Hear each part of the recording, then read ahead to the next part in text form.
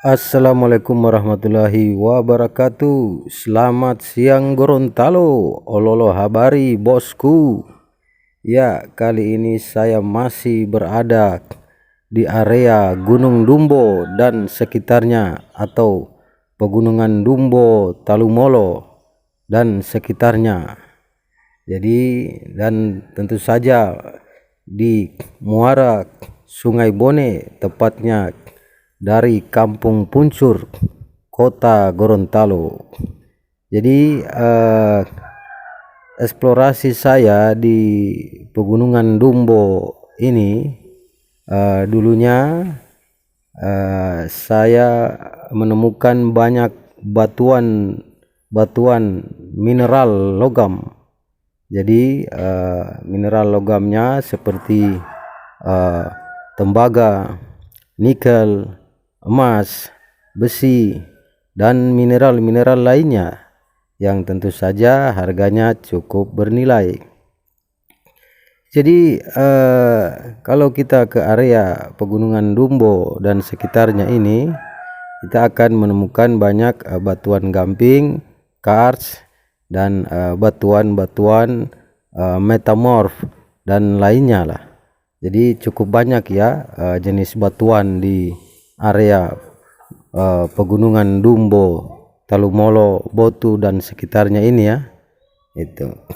Jadi di zaman Orde Baru area ini memang pernah dilakukan eksplorasi pertambangan batu kaca oleh perusahaan asing. Itu kalau tidak salah itu dari Korea ya. Gitu. Jadi memang di area pegunungan ini itu banyak saya temukan, kalau orang lokal bilang batu hijau ya, dan batu kaca. Nah, kalau saya lihat batu kacanya itu memang adalah mineral kalsit. Kalau batu hijau itu mineral tembaga, nikel, dan ada emasnya juga gitu. Dan tentu saja banyak mineral-mineral ikutannya yang tentu saja selama ini banyak ditutup-tutupi itu. Jadi potensi mineral di Kota Gorontalo itu banyak ditutup-tutupi, khususnya juga di Provinsi Gorontalo secara umum itu banyak ditutup-tutupi, disembunyikan, dirahasiakan. Ini tentu saja tidak baik ya. Ini adalah pembodohan, lagi-lagi ini adalah pembodohan terhadap rakyat Gorontalo, karena mineral-mineral itu tentu saja harganya sangat mahal dan bisa menghasilkan kesejahteraan dan kemakmuran bagi warga Gorontalo. Jadi saya cukup lama ya eksplorasi pegunungan, sungai, dan beberapa dataran pegunungan di Gorontalo ya. Udah hampir 10 tahun inilah. Itu banyak batuan-batuan mineral yang saya kumpulkan itu karung-karung ada di belakang rumah saya itu. Lainnya udah saya bikin batu akik atau batu cincin. Jadi pada 2022 tahun ini wilayah Pegunungan Dumbo, Talumolo dan sekitarnya itu ada beberapa area atau satu titik area dijadikan WPR oleh Kementerian SDM atau Wilayah Pertambangan Rakyat. Jadi ini diharapkan bisa menghasilkan kesejahteraan ekonomi dari sektor pertambangan itu. Jadi banyak yang bisa dihasilkan dari pertambangan di area Gunung Dumbo ini ya, dan Pegunungan Dumbo sekitarnya lah, dari batu galian C, kemudian batu kapur, kemudian batuan mineral lainnya ya seperti tembaga, nikel, atau emas itu. Jadi di area pegunungan ini juga yang ada di Kota Gorontalo itu juga saya temukan lava bantal ya, atau lava dingin. Jadi kemungkinan besar itu adalah lava lahar masa lalu ya. Jadi secara geologi memang Gorontalo ini masuk wilayah satu wilayah purba secara geologi. Jadi menurut Profesor John Aryo Katili memang Pulau Sulawesi itu diperkirakan ada 25 juta tahun yang lalu pembentukannya secara gejolak geologi. Dan memang di Gorontalo kita temukan juga sesar aktif dan banyak sumber-sumber air panas ya. Itu di area Gorontalo dan perbatasannya juga banyak gunung api ya yang kita temukan, seperti daerah Kota Mobagu, kemudian juga daerah tengahnya Teluk Tomini ini ada gunung api Gunung Colo ya, Una-Una. Saya sudah pernah ke sana ya, berapa kali ke gunung api di tengah laut itu ya, yang pernah meledak pada tahun 1981-an itu. Jadi baru juga saya ekspedisi ke daerah Sulawesi Utara ya, di Tomohon, di Sangiher Talaut, itu ke gunung-gunung apinya lah. Di Pulau Jawa juga saya. Jadi secara umum memang Indonesia atau Asia Tenggara itu merupakan ring of fire atau jalur cincin api ya. Dan memang proses geologi itu menghasilkan deposit atau tumpukan-tumpukan mineral dari masa lalu. Namun sebenarnya kalau kita lihat mineral-mineral itu tidaklah bisa dinikmati oleh rakyat Indonesia secara umum, dan selama ini memang rakyat di Pulau Sulawesi khususnya di Gorontalo itu memang banyak dibodoh-bodohi karena pendidikan tentang mineralogi, geologi, kemudian ekologi itu tentu saja sangat mahal ya, dan ilmuwan-ilmuwan itu sangat sedikit di Gorontalo, khususnya mineralogi bisa dibilang hampir tidak ada.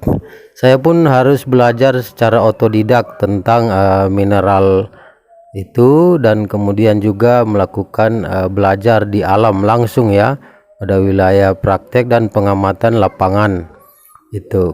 Nah memang di sini tidak ada jurusan mineralogi ya itu ya. Jadi potensi-potensi itu harusnya bisa dikelola untuk menjadi sumber ekonomi bagi rakyat di Gorontalo, khususnya di kota Gorontalo itu. Jadi kalau kita lihat banyak ya perusahaan-perusahaan tambang emas di Gorontalo ya, maupun perusahaan tambang mineral lainnya itu. Jadi memang mungkin sudah ada sekitar izin-izinnya itu ada sekitar mungkin 10-an izin kalau nggak salah ya itu. Dan kalau galian C tentu saja cukup banyak ya izin-izinnya itu, jadi berupa IUP dan lain-lainnya itu. Jadi teman-teman sekalian, warga Gorontalo sudah selayaknya kita bijak dalam memahami pembangunan atau keadilan ekonomi.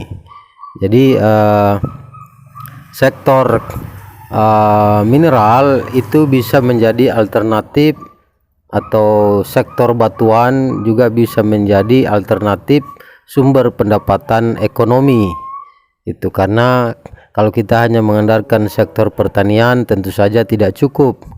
Sektor pertanian juga kalau orang mau nanam butuh dana untuk tanam, kemudian lahannya juga itu kita tidak punya lahan ya, artinya tidak semua rakyat di Gorontalo itu punya lahan. Makanya perlunya satu program transmigrasi bagi warga Gorontalo yang mau bercocok tanam atau mau menjadi petani milenial begitulah. Nah, cuman masalahnya kan hingga hari ini pemerintah daerah atau pemerintah Provinsi Gorontalo itu jarang membuat program seperti itu. Karena tidak mungkin anak-anak muda itu membeli tanah karena harga tanah mahal. Padahal banyak tanah-tanah di hutan Gorontalo itu yang izinnya sudah mati, yang seperti IUP atau HGU yang dikontrak-kontrak oleh perusahaan itu sudah mati. Nah, harusnya itu diberikan pada kaum muda di Gorontalo, khususnya di kota Gorontalo yang mau jadi petani, untuk diolah menjadi sumber pertanian, begitupun menjadi sumber ekonomi pertambangan, karena banyak di lahan-lahan itu yang mengandung potensi-potensi atau deposit mineral yang harganya cukup mahal.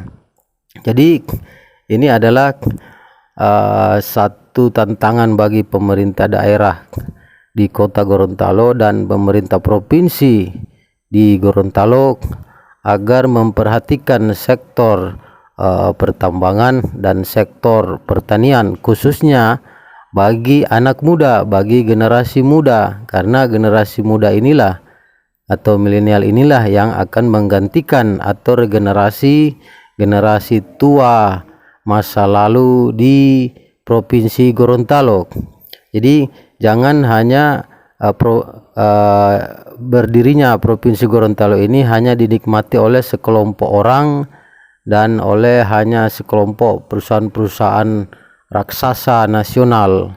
Jadi daerah ini seperti kita ketahui memiliki daerah atau aturan adat ya, atau ini masuk dalam 19 daerah adat. Itu sungguh kasihan nanti kita hanya seperti masyarakat di Papua yang dimana tanah airnya dieksploitasi, namun masyarakatnya sebagian besar masih tetap dalam kemiskinan yang mengerikan. Begitupun tingkat pendidikannya juga cukup rendah karena biaya untuk sekolah tentu saja mahal. Jadi oke buku, kita lanjut ngopi dan terus kritis. Merdeka.